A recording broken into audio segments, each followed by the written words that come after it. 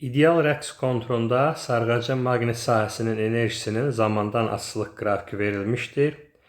T bərabərdir 8-də 1 T anında kondensatorun elektrik sahəsinin enerjisini hesablayın. Bizə maqnit sahəsinin enerjisinin zamandan asılılıq qrafikini verib.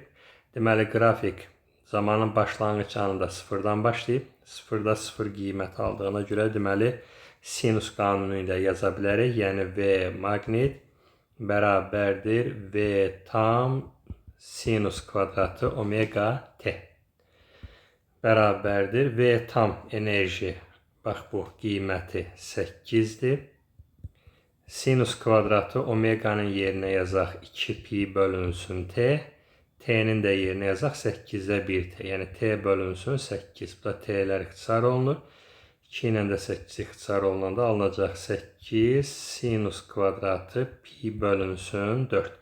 Məsələdə də sinus pi böl 4 1 böl kökdə 2-dir. Sinus kvadratı olanda 1 böl kökdə 2-nin kvadratı olacaq 2-də 1. Yəni 8 vurulsun 2-də 1, 4 millijoule. Deməli, bu qiymət oldu maqnit sahəsinin enerjisini. Bizdən kondensatorun elektrik sahəsinin enerjisini istəyir. Deməli, elektrik sahəsinin enerjisini V tam minus V maqnit yaza bilərik.